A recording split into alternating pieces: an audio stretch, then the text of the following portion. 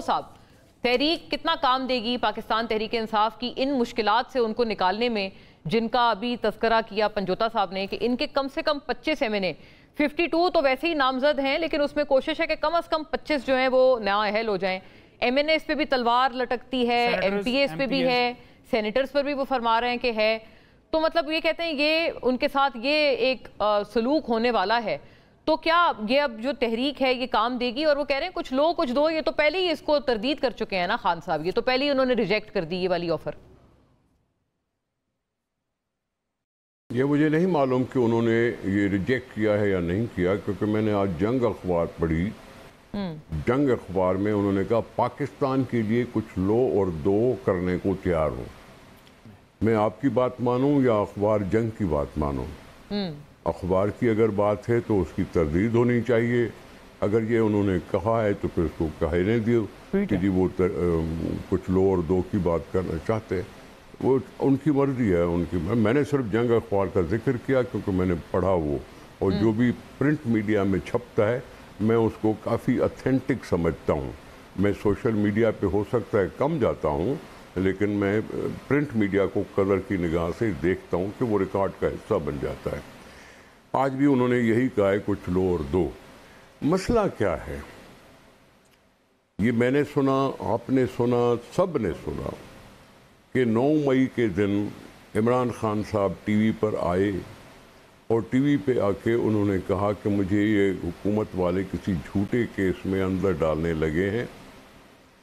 میں پھر آپ سے کبھی اس طرح سے مخاطب ہو سکوں یا نہ ہو سکوں، آپ نکلو اور حقیقی آزادی کے لیے نکلو. اب حقیقی آزادی لینے کے لیے جو بھی حرکات ہوئیں، کسی نے کسی کو آنے سے روکا یا نہیں روکا، لیکن میں تو بات کروں گا ان لوگوں کی جنہوں نے یہ حرکات کیں. اس کو ٹیکل کس طرح سے کیا جاتا ہے، نہیں ٹیکل کس طرح سے کیا جاتا ہے، یہ اور بات ہوتی ہے. لیکن عمران خان صاحب کا حقیقی آزادی کے لیے باہر نکلنا ایک حتمی اور کنفرمڈ ویڈیو میسج تھا، جس کا انہوں نے پھر سے دہرایا جب کورٹ میں ان کو روکا گیا، ان کو باہر جانے دیا گیا یا نہ دیا گیا.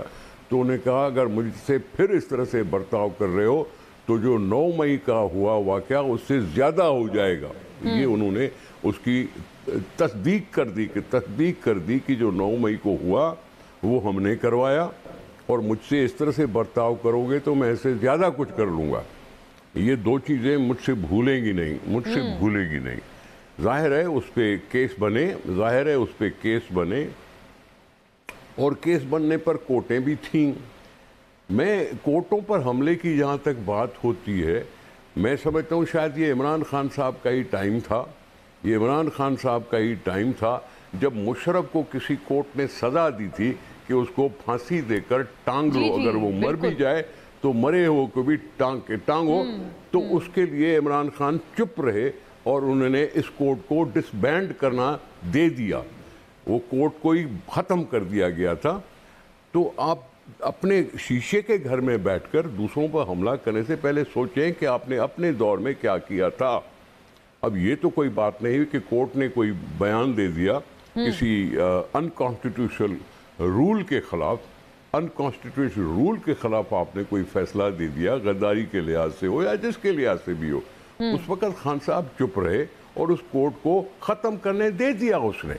اور اتنی بڑی بے عزتی ہے کورٹس کی جو خود ان کے ٹائم میں ہوئی. تو اب یہ کہہ رہے ہیں کہ جی اچھا خان صاحب، کھوڑو صاحب اس ٹائم یہ کہتے تھے کہ یہ تو بڑا نا بروٹل قسم کا فیصلہ تھا نا کہ آپ پھانسی دیں، سزائے موت دیں. بات سنیں، نہیں یہ کیا بات کر رہی ہیں آپ؟ بھٹو صاحب کو سرکمسٹانشل ایویڈنس پہ پھانسی کی سزا دے دی.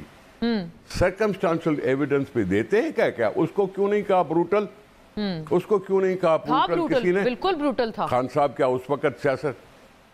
تو میں وہی عرض کر رہا ہوں نا، یہ ضیاء الحق کے زمانے میں جو ہوا سو ہوا، لیکن عمران خان کے زمانے میں بھی یہ ہوا کہ جی کیس نے کیونکہ بروٹل فیصلہ دیا ہے اس لیے کورٹ کو ہی تباہ کر دو.